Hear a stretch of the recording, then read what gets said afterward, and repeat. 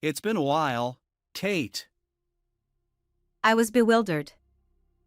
I had just run into my ex-husband, Steve, who had eloped with my sister Mary 13 years ago. It happened in the vegetable section of a supermarket where I was shopping. My daughter, Emily, who doesn't remember Steve as her father, stood beside me, looking curiously at both of us. I tried to ignore him and walk away. Wait. Listen to me. Steve grabbed my wrist as I tried to leave, holding on tightly. Emily continued to look at me with a puzzled expression, while Steve, still clutching my wrist, began explaining why he had returned to town. In short, he ran out of money and came back to ask for financial help from me, his ex-wife, a pathetic story. Anyway, let go of my hand. You're still living with that old man at my parents' place, right? I can't believe it. We are divorced, you know? He felt responsible for your elopement and has been helping us. Don't insult him. Whatever. Mary and I will be living at the house now, so could you take the old man and leave? I shook off Steve's grip and glared at him. Despite my angry expression, Steve shrugged it off with a joking "I'll be in touch" and walked away. Emily watched his retreating figure and then smiled at me. You did it, Mom. My name is Kate. My marriage to Steve was like an elopement. Steve's mother had already passed away, and when we decided to marry, it was on the condition that we live with his father. Shortly after we started our new life, we were blessed with a child. We named her Emily, and our lives were filled with happiness as we showered her with love. Running away together was never something to be proud of, but I was happy. When Emily turned 3 and things had settled down a bit, we decided to go on a trip, leaving Emily with her grandfather, whom she was very attached to. It was a rare trip by car, but it wasn't just Steve and me. My sister Mary came along as well. I'm so happy to go on a trip. Steve's driving is so comfortable and reassuring. Mary, sitting in the back seat with the window open, smiled happily. Steve, at the wheel, smiled back. Mary, naturally affectionate, called Steve by his first name and became very attached to him. Being my precious sister, I had splurged on the travel expenses, which Steve covered entirely. We walked around the tourist spots, and both Mary and I enjoyed laughing with Steve. In a small alley off the bustling shopping street, Steve went to the bathroom while Mary and I sat on a bench to catch our breath. Thank you, Kate. You invited me on what was supposed to be a trip for just you two. It's fine. Steve seems to like you too. I see. That's good then. Mary tied her long hair back, and a sweet scent wafted toward me. Sensing my silent gaze, Mary smiled gently. Do you like it? It's my favorite, the scent you gave me. She took out a bottle of perfume from her bag. It was an aroma mist I had given her for her birthday, a simple gift because I couldn't afford much. I just diluted the essential oil, which I thought would suit Mary, with distilled water and put it in a store-bought spray bottle. But Mary had been delighted, calling it a special item just for me. I'm glad you like it. You've always had good taste, Kate. You've always chosen good things, from way back. I looked down, feeling a bit embarrassed. I had never realized Mary thought of me that way. Dad and Mom say you turned into a bad girl.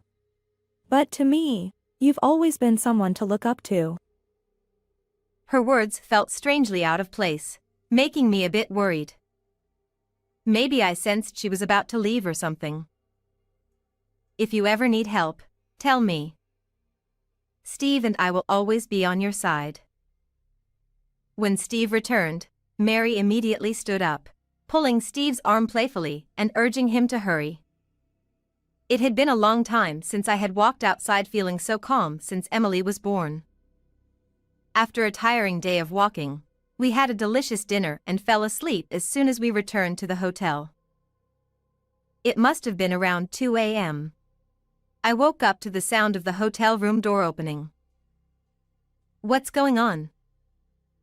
I asked Steve, who was standing by the door, from my bed. He seemed startled to see me awake. Suspicious, I got up and approached him. "Where did you go at this hour? You didn't go drinking, did you?" No, I didn't. We have plans tomorrow. Let's just go to sleep. As Steve tried to slip past me toward the bedroom, a familiar scent reached my nose.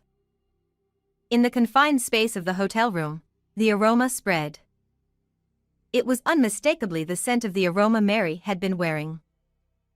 It wasn't just a faint scent from being around her during the day. It was so strong it seemed like Mary had intentionally put on perfume to make her presence known to me. "Do I smell Mary's perfume? Did you go to her room?" Time seemed to stop between Steve and me as we both froze. Mary was sleeping in the room next door. If there was a reason he went to her room, it was suspicious, but I didn't want to pursue it further. Steve stared at me, not saying a word. Eventually, he scratched his head with a sheepish smile, saying no. Well, I had no intention of asking more questions or pursuing the matter further. But Steve, without any hint of remorse, almost gleefully, like a child caught in a prank, began talking about his affair. After confessing everything, Steve smiled as if relieved. See, I was honest, so forgive me. Sorry. He then slipped into bed. I stood there in shock for a few minutes before scattering the amenities like brushes and cotton swabs on the vanity. Hey! What are you doing? Steve stared at me in astonishment from the bed. Ignoring him, I threw his clothes and shoes at him, then rushed outside. It was 2 a.m., and the sky was filled with stars. Steve didn't follow me as I fled the hotel with just my wallet and jacket. I wondered why I was running, but all I could think of was escaping. The once lively tourist spot was now quiet and lonely at night. I walked aimlessly before finally returning home by taxi at dawn. I haven't seen Steve or Mary since then. They eloped. My early morning return worried my father-in-law, but young Emily was delighted and jumped into my arms. Holding her, I buried my face in her soft shoulder. "Welcome back, Mom. Welcome back." "Thank you, Emily." The sweet scent that lingered in my nose was overwhelmingly unpleasant. But holding Emily, who smelled faintly sweet and slightly fatty, was my only comfort. 13 years have passed since then. Steve and I divorced on paper and never contacted each other again. As a single mother, I have lived earnestly with Emily until now. 13 years is a long time, no matter how hard things have been. 16-year-old Emily has grown into a smart and honest girl. She excels at school and has many friends, making me proud. One day, while shopping with Emily, we unexpectedly ran into Steve. It's been a while, Kate. In the vegetable section of the local supermarket, Emily, who didn't remember Steve as her father, looked curiously at both of us. I tried to ignore him and walk away. Hey, Kate. I grabbed Emily's hand and tried to leave the store. Sensing something, Emily obediently quickened her pace and followed me. Wait. Listen to me. I was bewildered. I had sealed away the events of 13 years ago, and even in my life with Emily, I had hesitated to mention Steve's existence, let alone his name. Emily continued to look at me curiously. Steve, still holding my wrist, began explaining why he had returned to town.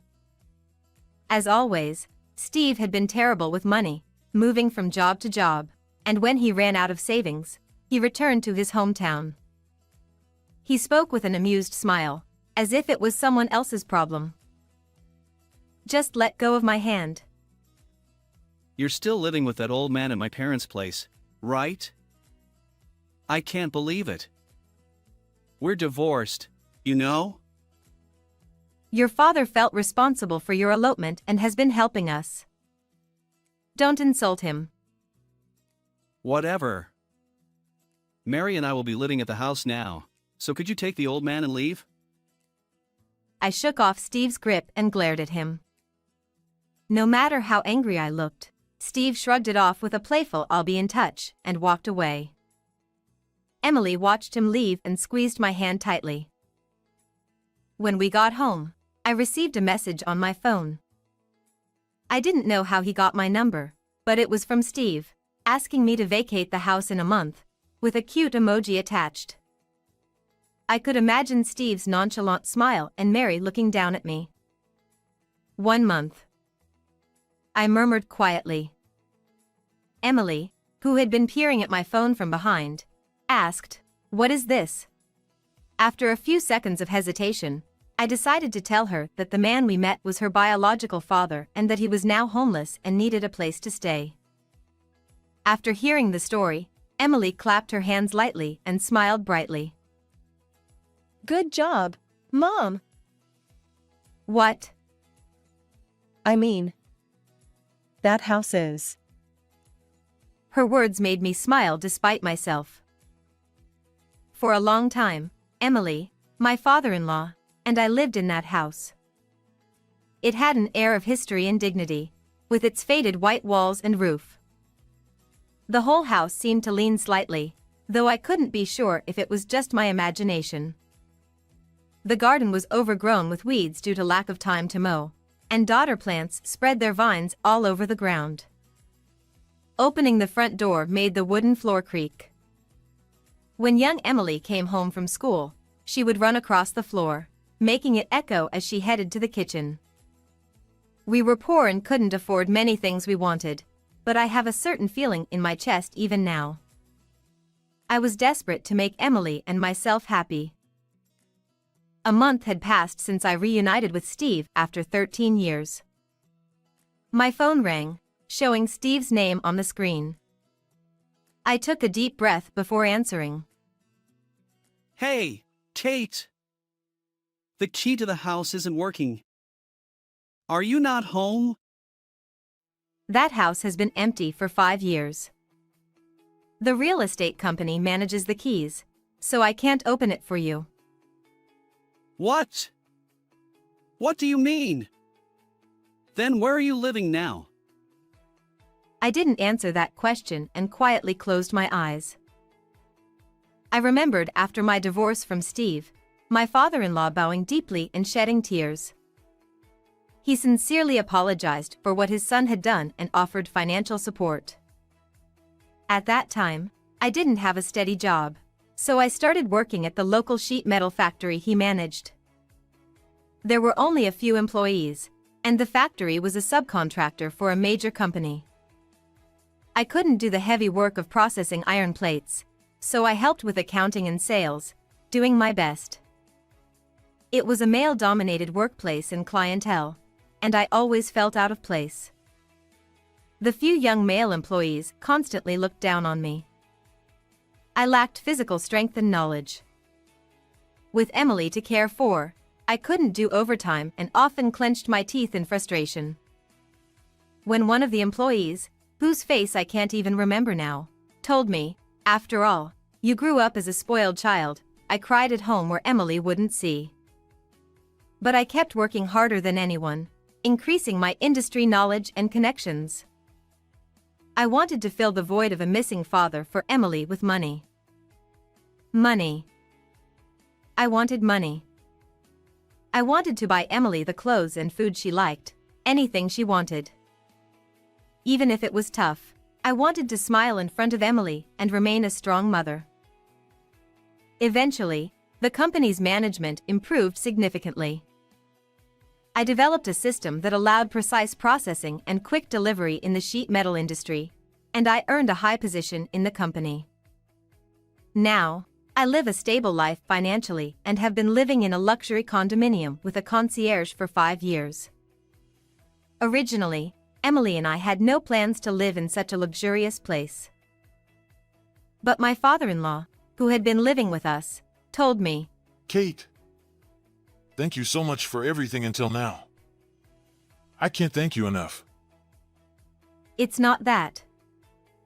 I'm the one who should be grateful for hiring me despite my divorce from Steve and having no ties anymore." One day, my father-in-law made a proposal. A luxury condominium was going to be built locally. As a token of his gratitude for the immense help I provided in both his personal life and the company, he wanted to buy a unit for us.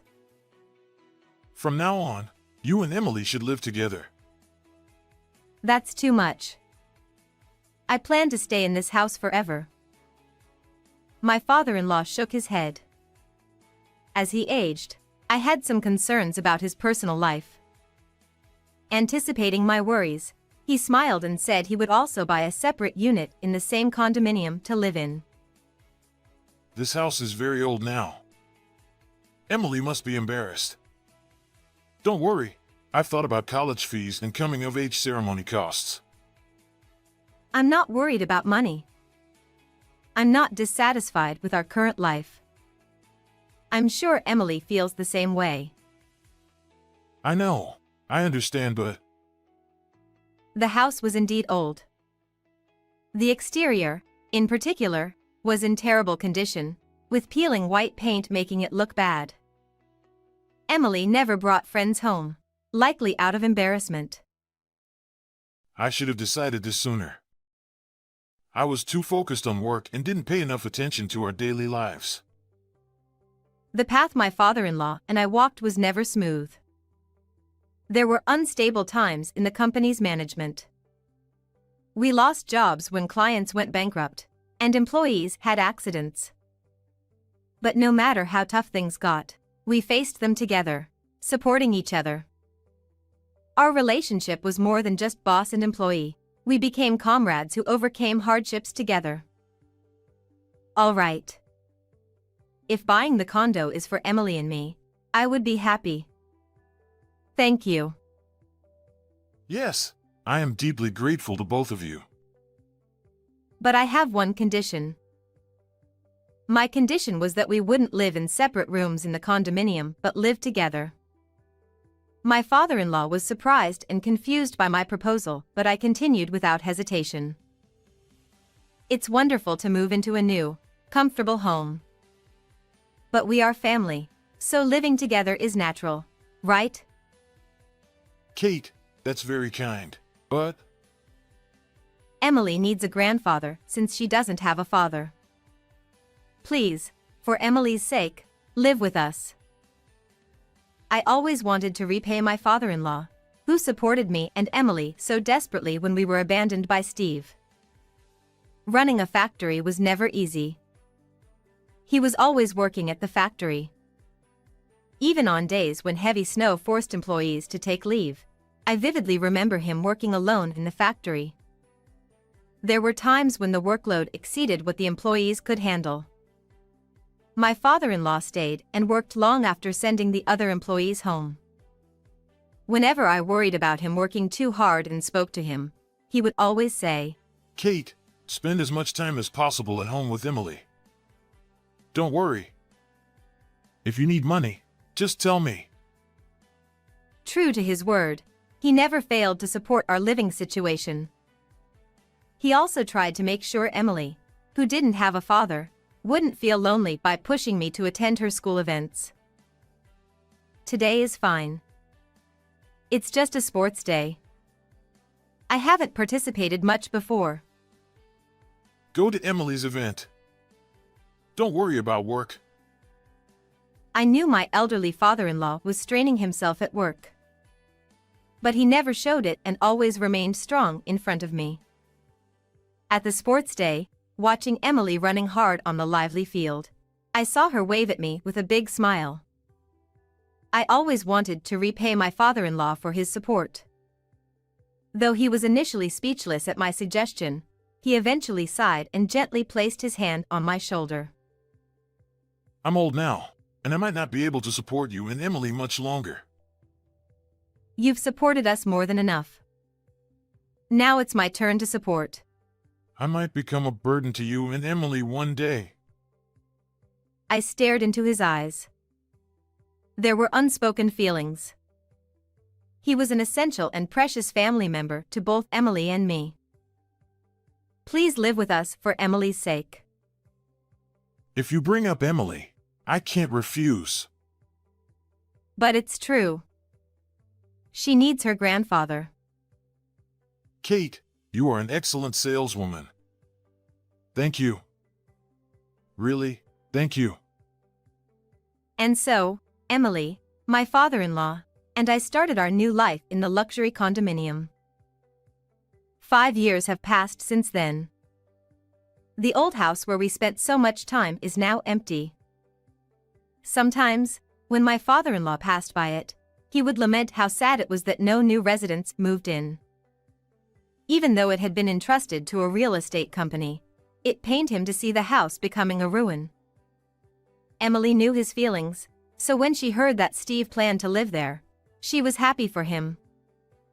But Steve didn't understand the situation. The house had been empty for 5 years and was already a ruin, with significant damage to the walls and roof. The real estate company had informed us that it would be demolished soon. Hey! Are you listening? I can't live in this filthy house. Where is Emily living? Steve yelled angrily on the other end of the line. I explained the situation. I told him how much my father-in-law had helped us, how we cooperated to grow the company, and that we now lived in a condominium, although I didn't give specifics. Steve responded with near shouting. So you're living with that rich old man for money? This is ridiculous. As his son, I have rights to the company. I'm coming over to take control. The volume was so loud I instinctively moved the phone away from my ear. My father-in-law, who was nearby, took the phone from me with a look. We were working in the same office. The reason was, Long time no see, Steve. Oh, Dad. Why are you there? Whatever. I heard from Kate. The company has grown a lot, right? Give me some position. I need a job. Don't be ridiculous. The reprimand was so intense that even I was a little surprised. My father-in-law was trembling with anger, his shoulders shaking and fists clenched tightly. Kate is now the vice president. Without her, the company wouldn't have grown this much. Vice President? Really? Well, Dad. How about you live with me and marry? It would be easier for you to live with your real son. Steve, since you disappeared, Kate has supported my life. She's much more important to me than you, my real daughter. Real daughter. Those words made my chest warm. After separating from Steve, I felt too ashamed of my elopement and couldn't return home. I felt like I couldn't face my parents, always thinking I was raising Emily alone. My father-in-law repeatedly scolded Steve over the phone. He explained how much I suffered without financial support after Steve abandoned us.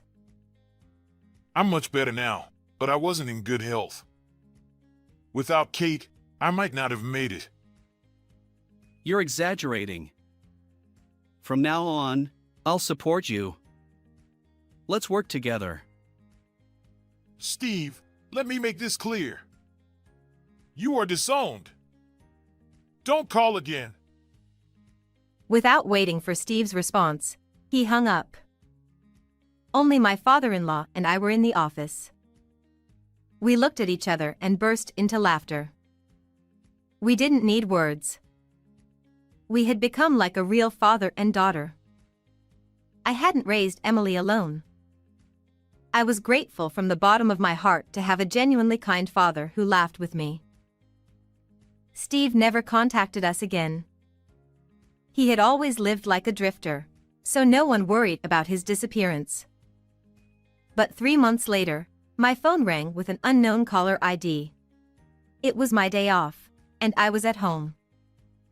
Emily, unusually, offered to make lunch, so I was sitting on the sofa, watching her cheerfully cook. Hello? Do you know who this is? A familiar voice came from the phone. How could I forget my sister's voice? When I asked, "How are you?" Mary replied briefly, "Good." Even without seeing her, I could tell she was down. Mary confessed that after eloping with Steve, she had an affair with a married man. Recently, his wife found out and sued her, resulting in a large settlement she had to pay. I'm sorry, Kate. I know I'm in no position to ask, but can you help me? Please. I understand your feelings, but I can't help you. Why not? What about our bond? You said you'd help me no matter what. Yes, no matter what. You are my precious family. But now, I have an even more important family in front of me. Emily brought the beautifully plated pasta to the table from the kitchen. My father-in-law cheerfully prepared drinks and forks. Seeing me on the phone, Emily and my father-in-law quietly clasped their hands and started eating the pasta. The faint scent of garlic spread in the room, and I felt my stomach growl slightly. I see. There's no convenient help now. That's right. I love you, Kate. So I wanted to be like you. I don't think I'll ever fully understand the meaning behind Mary's words. After eloping with Steve, did Mary live a life like mine? What kind of life is that? It would be a lie to say I didn't resent Mary for taking Steve away. But she's still my sister. As my sister, I want her to be happy. A few years later, I heard from my parents that Steve and Mary had divorced. My father-in-law retired. Thanks to his strong recommendation, I was appointed president from my position as vice president.